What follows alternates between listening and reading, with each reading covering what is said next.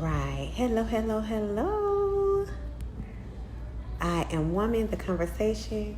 Let's talk. I'm super excited about my guest for today, Brother Jermaine.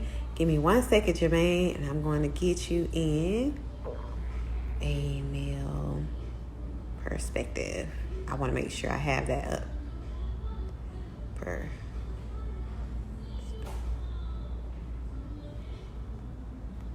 Okay.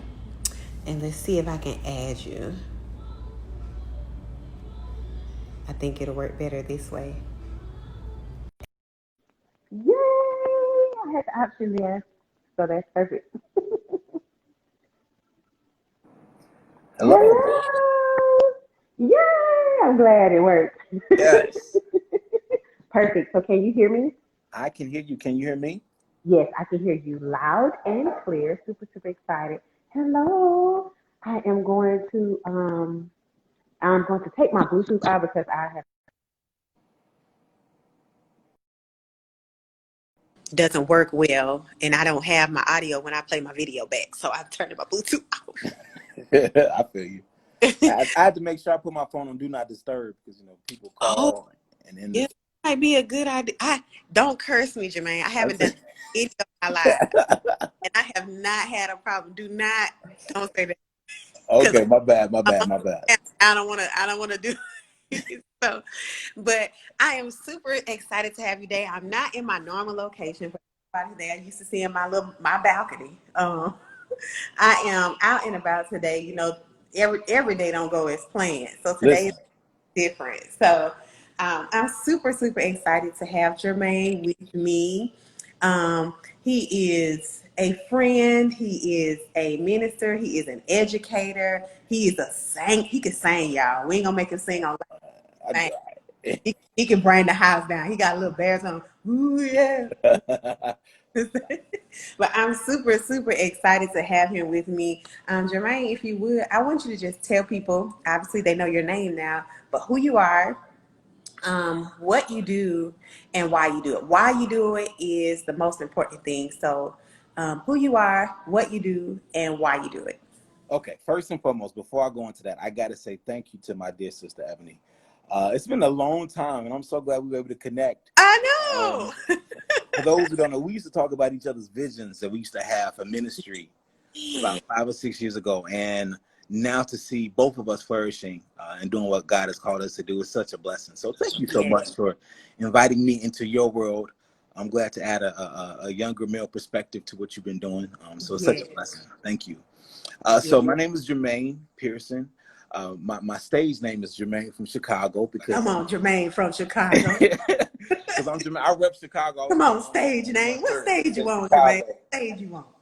Um, but yes, Don't don't tell I'm a spoken word artist. I'm an artist at the core who I am. So no matter what title I carry, I will always be an artist. That was where my gifts were first cultivated on stage. Actually doing spoken word and poetry and acting and singing. I'm currently the associate university chaplain at Brown University in Providence, Rhode Island. So I know you might be thinking, how did you go from being an artist to being a minister? And it's weird because I certainly believe that your steps are ordered and God will put you on the path that you're supposed to be. I moved to California to break into Hollywood, and God had other plans. And so I Mhm. ended up becoming a grant writer and working in education. And I just loved higher education. And so I knew God was calling me to go into ministry, but I'm not your traditional minister. Right. I couldn't see myself being behind a pulpit.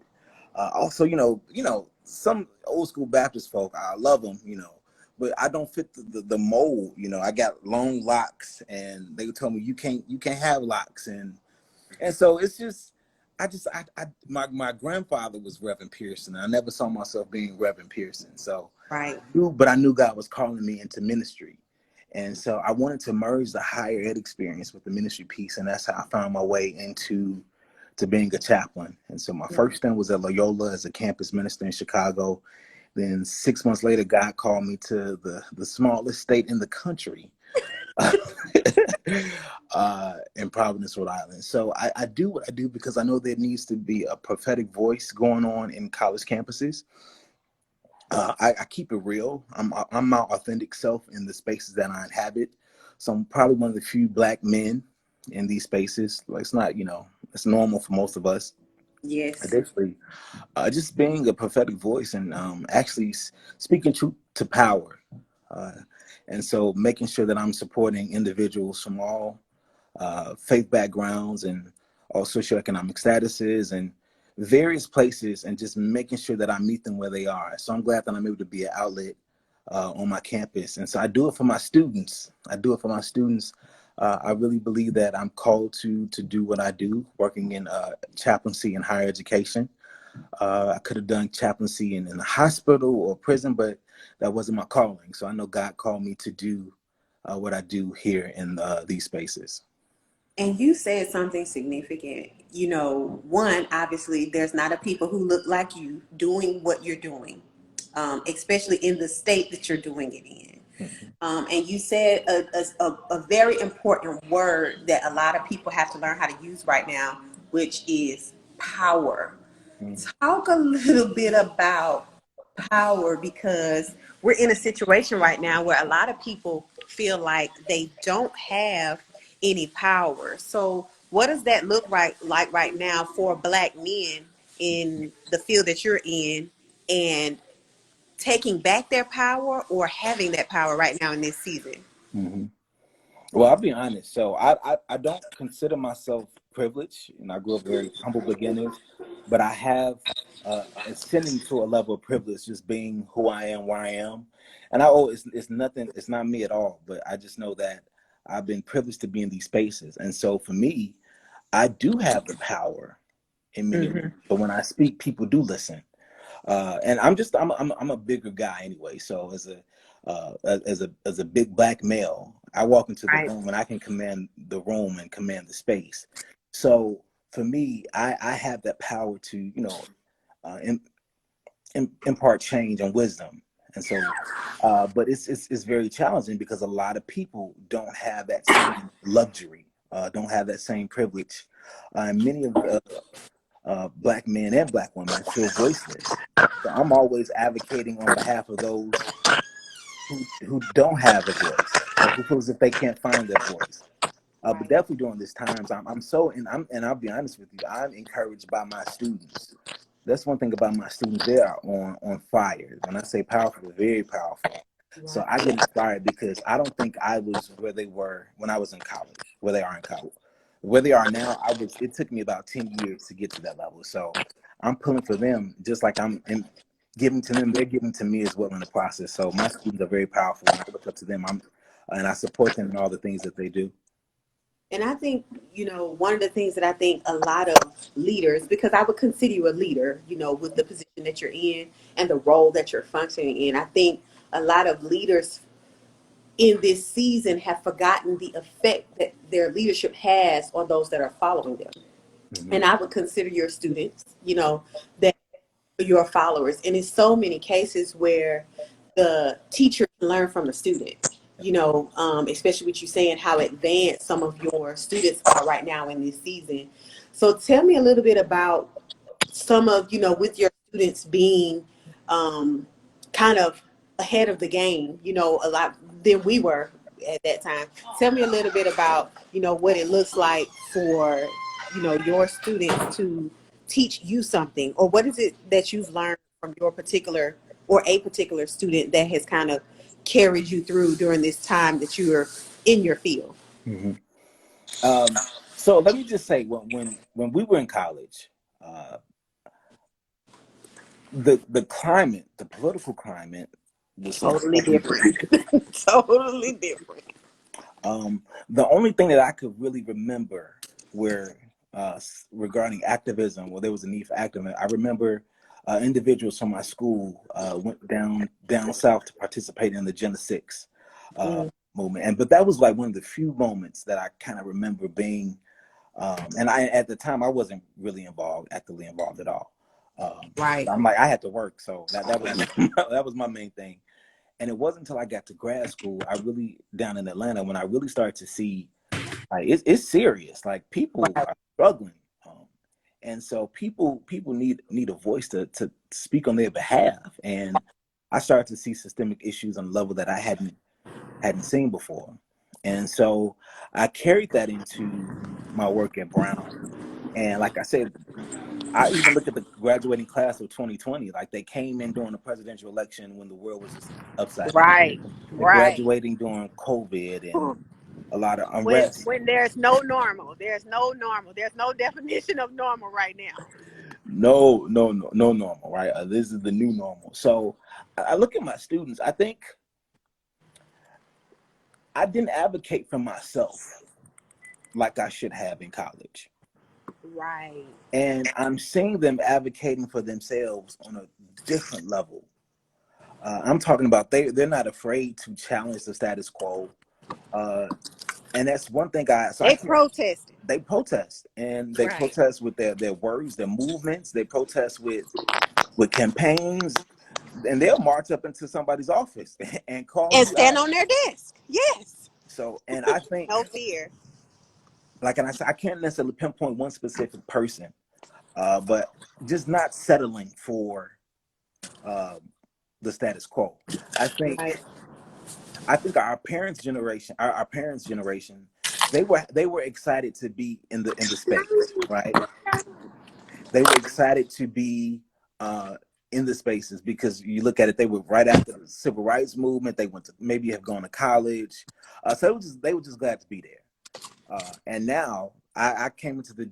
I think we were the ones who were kind of like, oh, everything is good, you know, and we kind of got complacent. But now the younger generation, they're saying, oh no, we don't want to sit at Not the okay. table.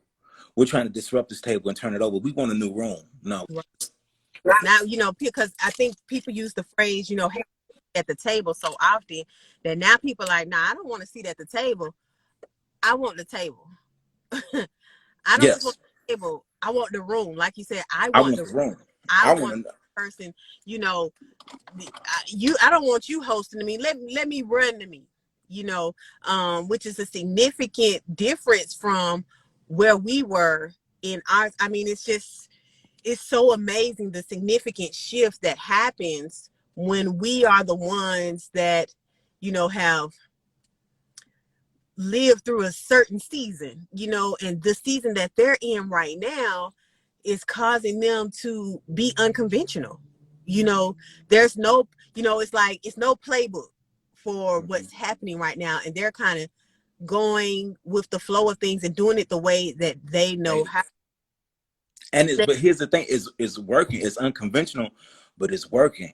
It is. It and it, is. It's working. and they don't care about respectability. They don't care about how they look or being. They're serious, and that's one thing I admire, their boldness. And so for me, they taught me to stand up for myself in ways because I have to advocate on my behalf Right. when it comes to certain things. And so just being inspired and empowered from their journeys of where they've gotten to, realizing it's not just enough to have a seat at the table. It's about inclusivity and belonging. I think that's Right. what it's And not that's a about. big part of it too. Mhm. And I'm sorry, I don't mean to cut you off. No, You no, know, no.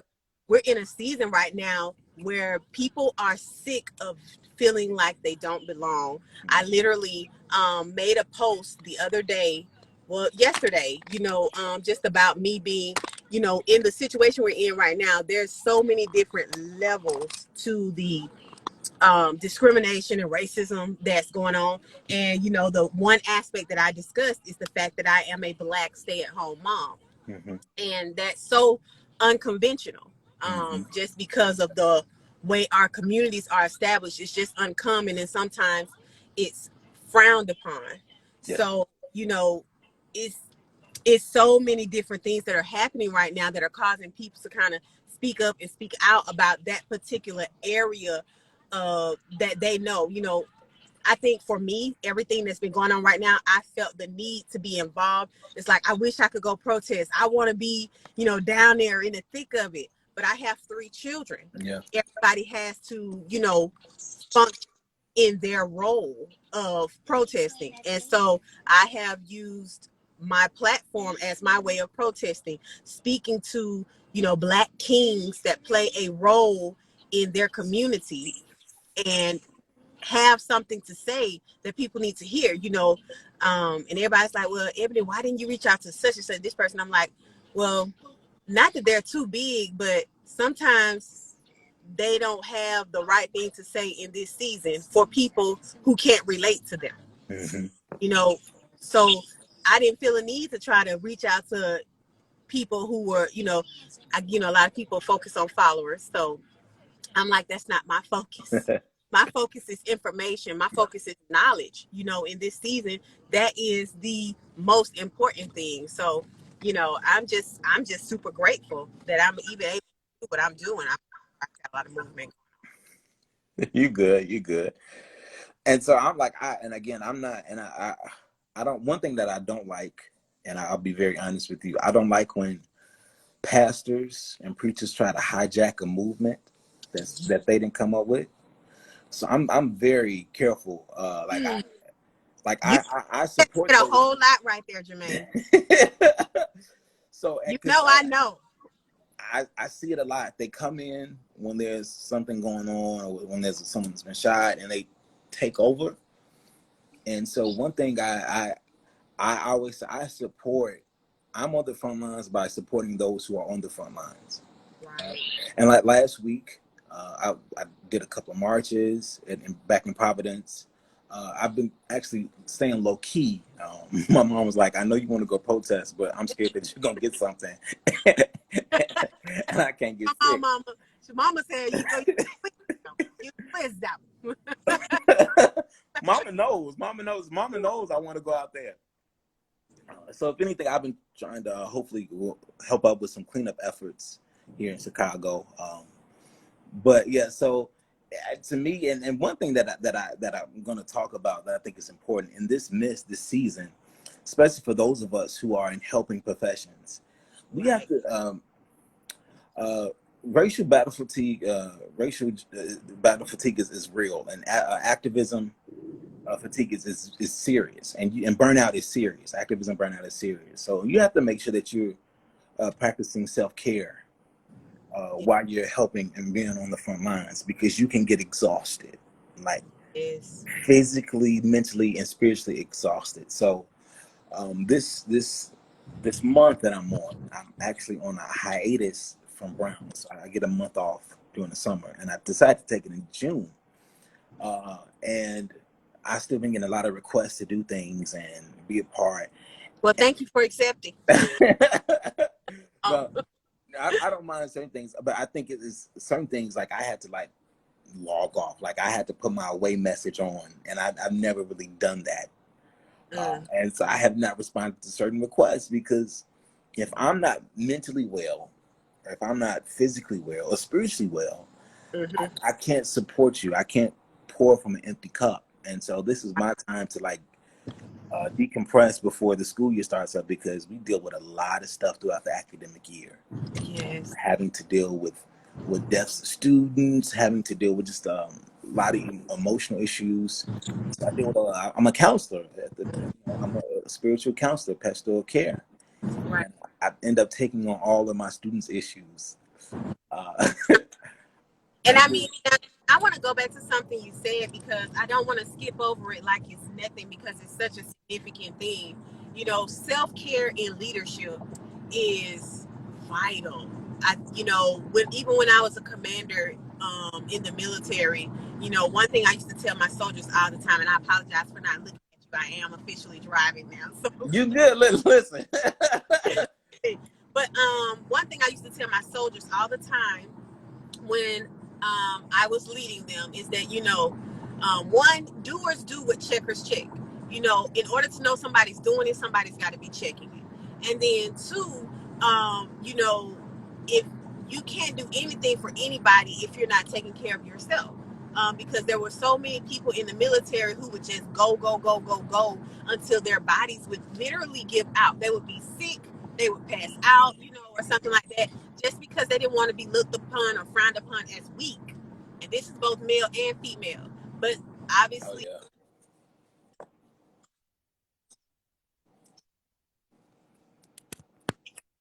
protesting and things like that. People don't realize, like, I think it was today I saw somebody post, they were like, I'm so tired of trying to explain why all of this is important.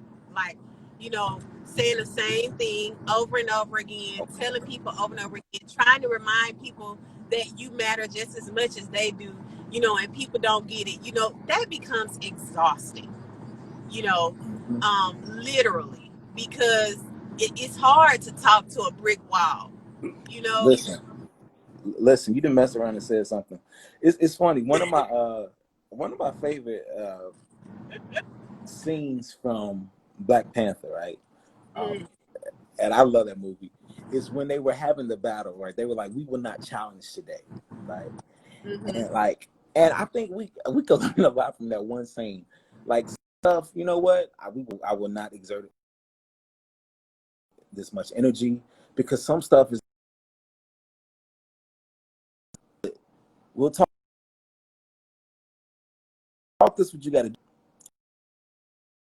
And so, if you're tired of having to explain racism to people, you need to pick up some books. You need to go look at some movies and not the help. You need to look at some for real stuff to talk about, what systemic racism look like. If you want to be an ally, if you want to help propel the movement. Right. So. And and it's something that people skip over all the time. Just that importance of, learning when to say no, learning when to say not, give, especially as leaders. We give so much of ourselves, and we don't want to, especially the good leaders. I'll say good leaders. Good leaders, you don't want to let anybody down. You want to be dependable. You want to be able to be there for the people who need you, and you have to be good at knowing your limits. In the military, we call it the left and right limit. Understand. Because when I put my weapon down and I want to hit the target, I have to know my left and right limits. And I think we forget that as leaders, we have left and right limits for ourselves too. We have, a lot that we carry on our plates, and we have to understand how much we can carry. Some of us think we're Superman or Superwomen, and we are not. So, and I think, and we've been conditioned to be that way in many ways, to be the strong Black woman, right? Yeah. To always having to be on and perform, but that performative aspect is exhausting at times, and I'm thankful. I'm thankful for because I was in a season. God told me, do not turn down any speaking engagement or any time that you're asked to do something for a year. God told me not to do that, and I don't care what it was. If someone asked you to do it for this year, say yes. And when I tell you, I'm like, and I ain't even front. Sometimes my anxiety will kick in. I'm like, what? But it was like, I was like, you got to do this. But that was just for that 1 year. I mean, I was emceeing church programs. I was a host for somebody's wedding reception. So it was just a lot. It was taking me out of my comfort zone, right? But then I'm like, God is in the season saying, listen, be careful what you say yes to. Right. Yes to. And so we get excited because like someone asked me to do something. Oh wow, thank you, because you could ask anybody else to do it, but you asked me, so right. I'm thankful. So we get excited, but we realize, do I have the capacity to really do this? Right. And when you don't, it takes so much out of you. So I'm very careful at what I say yes to. So if I'm glad to be on this call. I'm thankful to be on this call. But this is not exhausting. This is a conversation with my sister, from Atlanta. So this is a little different. And I mean, that's such a good thing though, because when you're in a good, one of those seasons of your life where God says, say yes, that yes season, the most important thing about it is the obedience, because you're making that sacrifice, right? You're like, man, God, it's to them. But they done told me no so many times. Why I gotta say yes to them? Yeah. But they're a part of the yes season, and it's all about. He just wants to make sure that we're still willing to be obedient. You know, Mm-hmm. no matter what it is, who it is, or how it has to be done. You know, out of our comfort zone. The person that we swear we don't like. You know, getting on our nerves, always asking something or whatever. He just wants to make sure that we're going to be obedient. Yeah. So that yes season that he requires of us is just really about being obedient, you know. And I mean, they say obedience is better than sacrifice. That's listen. and honestly, that's like my whole journey in life, right? I was obedient because the reason why I'm in Providence, Rhode Island, is because I was obedient.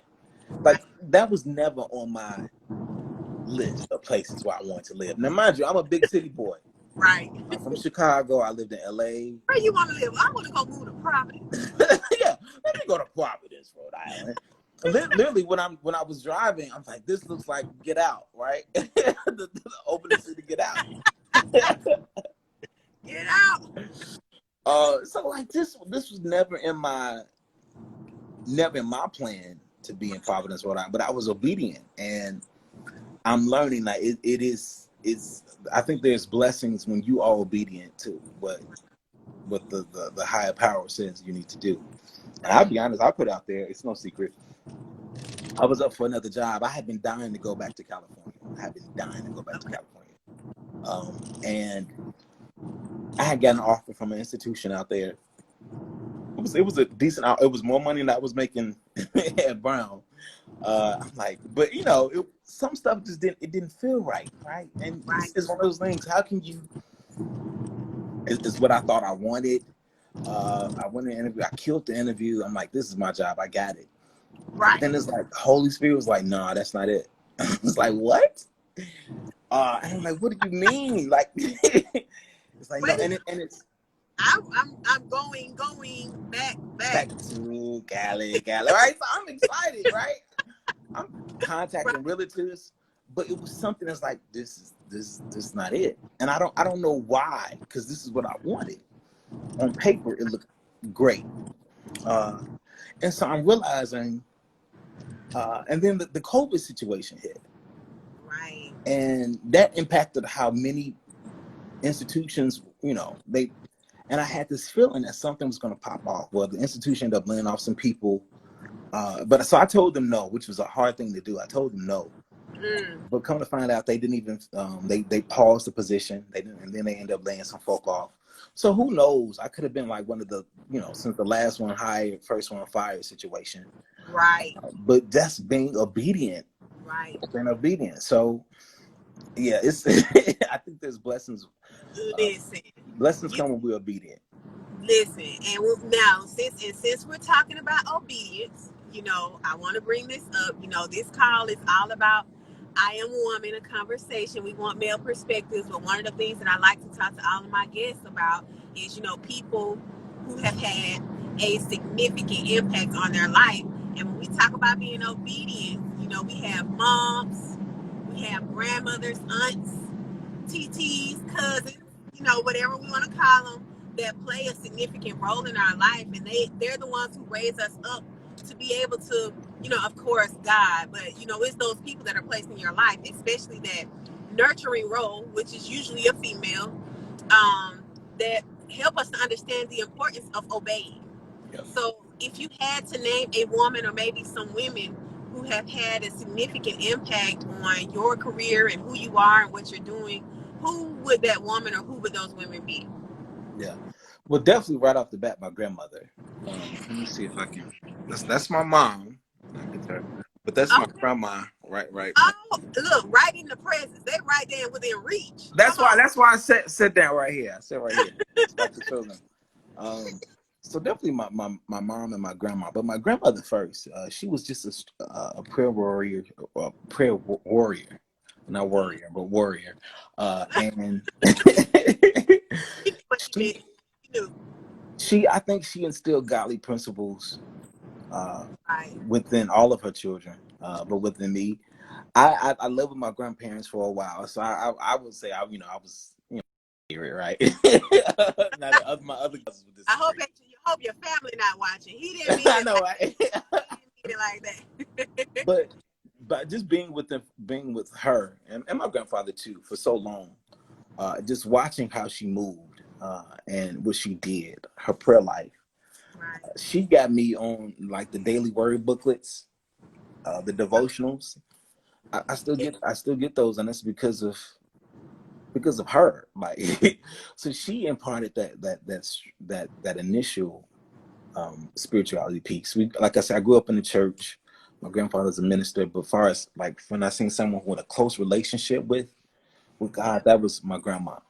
And when she passed, I've had different people at different times within my life. I can't. So I remember in high school, of course, my mom as well. Right, my mom has always been there, always been a supporter. But there are certain people. One of my teachers in high school, Miss Tennille, who's actually one of my best friend's mother. She inspired me as far as college, and she was a woman of faith. And then when I got to college, I had a guy put me in the office of Deborah Simpson, who was an advisor, who was also a woman of faith, and just seeing how that their walk was, and they taught me a lot of things about myself and being professional. And like I've always had different women at different stages of my life to surrogate mothers, because like I've been away from Chicago for about 10 years now, Right. and I talk to my mom every day. I talk to my mom every day. Mandatory. Yeah, Mandatory. When you're not with mama, you gotta talk to mama every day. yeah. But even still, it's something about having someone there, like just in present. Baby, come, let me fix you a home cooked meal. All right, let me. So like one of my frat brother's wives, she's become like my second, I want to say auntie. Her name is Joya. So it's her birthday. Shout out to Joya for watching. Happy birthday, Happy girl. birthday, Joya. So The wife of a noob, so you good life. No, my husband is a noob. yes. Yo. So I would say I think at different stages of my life, God has placed certain women in my life to help me through various things. But even now, as I get older, and I navigate some spaces, um, God is saying, you need to like rely on me, right? Right. You can't, because there's some places where I'm taking you that your grandma didn't go, or that your mom hasn't gone to, right? And so she can impart some wisdom, and when it comes to certain things about buying a house, but when it comes to navigating certain spaces, like that's not something that she could possibly do. So like I've really been relying on God these past 3 years to like get me through some challenging times, because it's not easy. It's not easy picking up and relocating your life every 3-4 years. It's hard, right? And I don't know if you noticed, I was kicking and screaming when I left Atlanta. I was not ready to go back. We were so sad to see I, you go. We I were was so trying. sad to go. We was like, Jermaine, he's like, I got to go. I can't do this, it. I It got to was. It got to a point where like every door was closed. Like I thought I was gonna get a job at the church. It didn't happen. Like other stuff at the school, it did not happen. It's like God was saying no. I'm like, okay, forget it. But I wanted to be in Atlanta. Yeah. But it's hard picking up every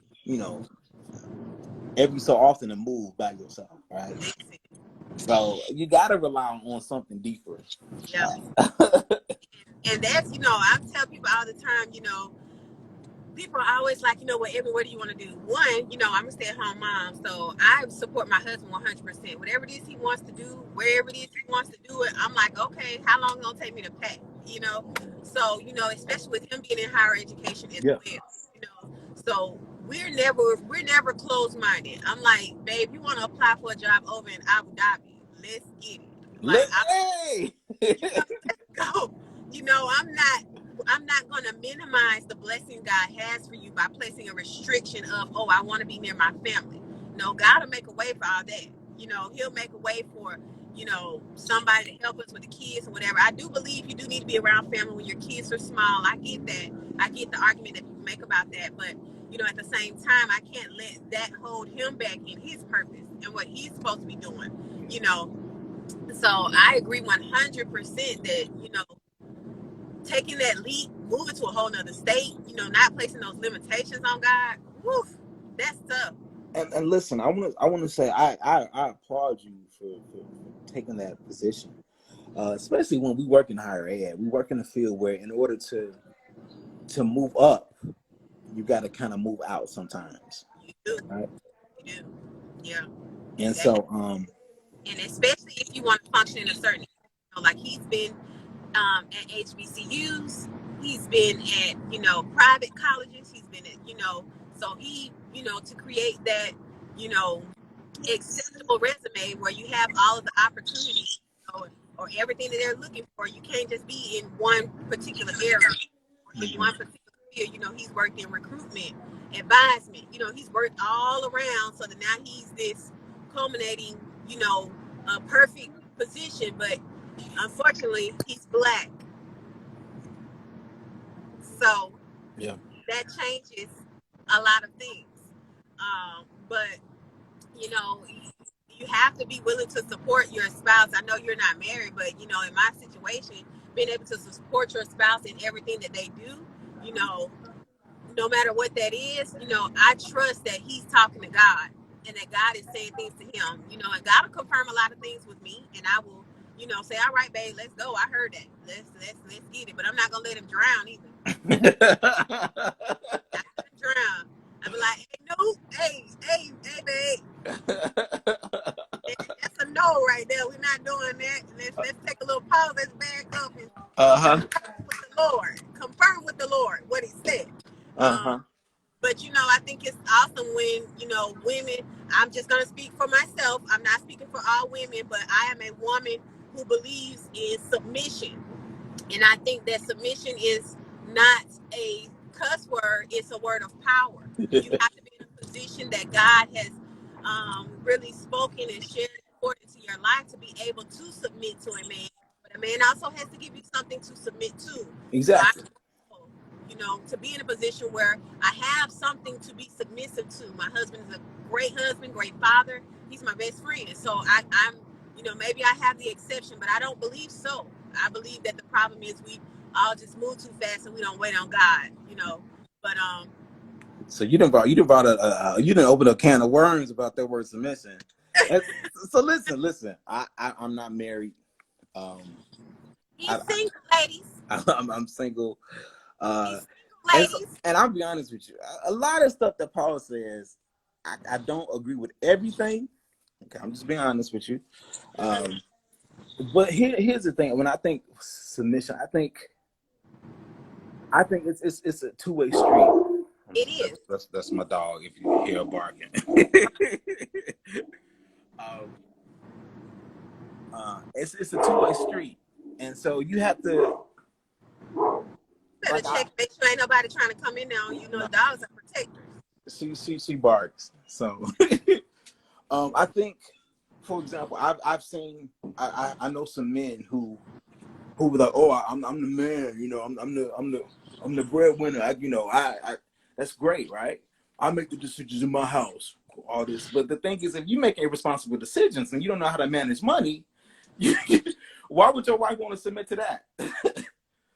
You like that's not what's up, Louder for the women on the back row. Okay. right? So I think being submissive to each other, actually, but the thing is, you have to do what works best for your household. That's Do whatever works best for your household. And I'm not one to tell people what to do, right. but do what works for you, whatever that looks like. I'll be Right. honest with you. The last two relationships that I've been in, the women have made more money than me. Mm-hmm. And for some guys, that's a blow to their egos. I'm like, but I think if you're looking as far as marriage, when you all come together, it's no longer what's yours, what's mine, right? This is what you all can do together. So I was never concerned that one of my ex-girlfriends made $20,000 more than me. Right? It wasn't a big deal. Uh, but that's a big deal for some men. But Yeah. whatever you have to do what works best for your house. and only you and your partner can figure what that is, what that is.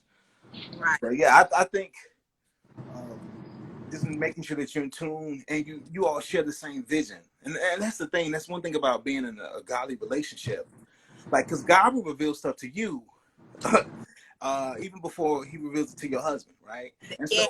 so, and when your husband gets it and he comes to you, he's like, oh, babe, I'm already on the same page. It's like, yes, let's go. He told me a couple days ago. I was just waiting on him to get, waiting on y'all to get it together. Exactly. So you can, it's good. You can submit to something when you already know what the vision is and what the plan is. You got Right. a lot of guys out here, and I ain't gonna lie. It's a lot of guys out here that just kind of just out here, no focus, not led by God. So it's hard for women to submit to something like that. Right. So Ladies and gentlemen, Jermaine, you won't believe it, but we've been talking 40 minutes, really, and Instagram only gives us a certain amount of time, so they will cut us off. But for those of you, I didn't even get to, we've been just talking like we just on the, just the two of us. yeah, this is Is how our conversations I've been were back in talking the with day. Jermaine, Mr. Jermaine. Ladies, he is single. I know this ain't what this is about, but I'm just telling you, he's single. He's a man of God. I seen him. He got toilet paper at his house. I had to go into the bathroom because my dog was barking. He got toilet paper, y'all. So listen. I greatly appreciate you taking some time out of your schedule just to share some knowledge. My thing is, I think we all have our own area that, we can share with people about, what we know, what we do, and how we do it, to be able to give them an advantage or give them a one-up, because we all are subject matter experts at something. We all are good at something, and my something is communicating. So that's what I do. I use that tool to communicate with people and share information however we can. So I am just grateful that you took out some time, even with my schedule being off. Y'all, it wasn't him, it was me. It was, I had stuff going on and he was willing to adjust, so I'm grateful for that. But Jermaine, is there anything you want to share before we go? We have about 4 minutes, 4 or 5 minutes.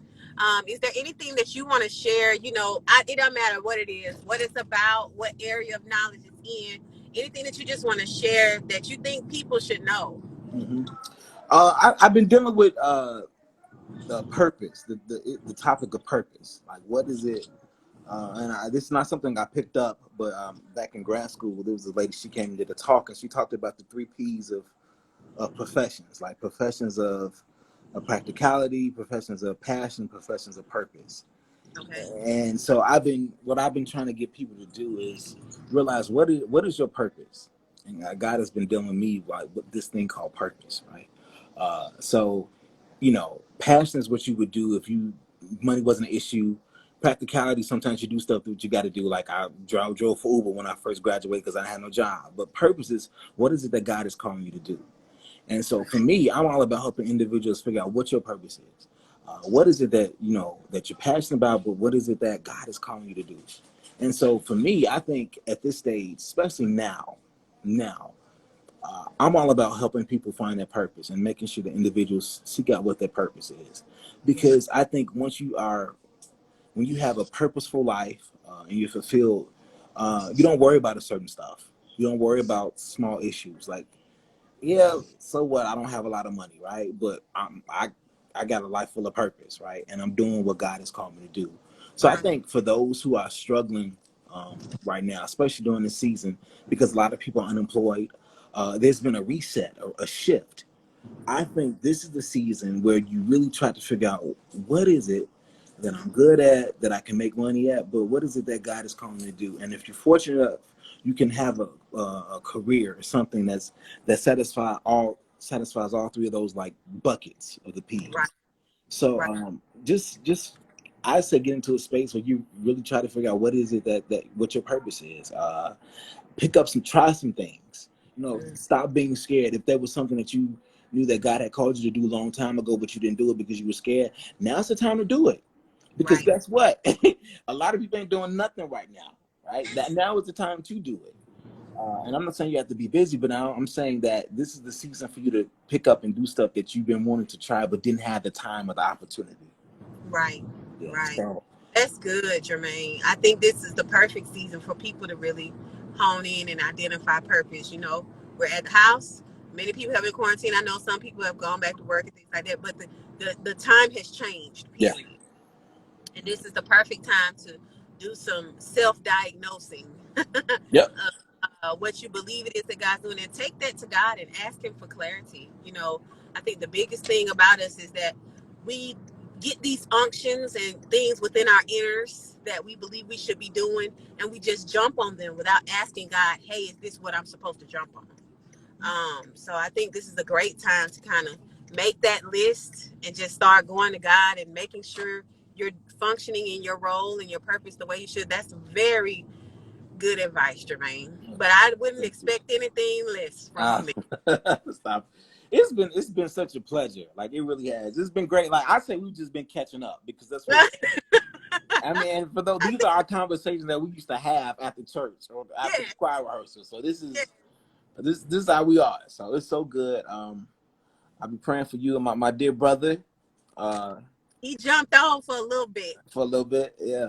Jumped on for a little bit. But I'm super grateful. I just want to say thank you so much for, taking a little time for me and coming into the conversation. I tell people all the time that, you don't take people's time for granted, because time is something that we can't get back. And so I appreciate you allowing me to take some of your time. For those of you who are watching, this is Brother Jermaine. I'll say minister. I was going to say pastor, but minister. Minister, artist, educator, just a well-rounded man of God, and a man in pursuit of purpose constantly. And I think that's one of the most amazing things about people, is when they're constantly in pursuit of purpose. So I appreciate you. Thank you so much. Thank you to everybody who's tuned in. I can't believe we talked this long. I thought it just flew by, because we was just talking. But thank you so much. I appreciate you, Jermaine. And guys, this is it for this week. I'll be back next Tuesday with another kind of conversation. Y'all know how I like to do it. I am woman the conversation. Let's talk. Thank you so much, Jermaine. Thank you. I appreciate you. And I'll see you guys next time. Bye-bye. Bye, you all. Take care. Bye.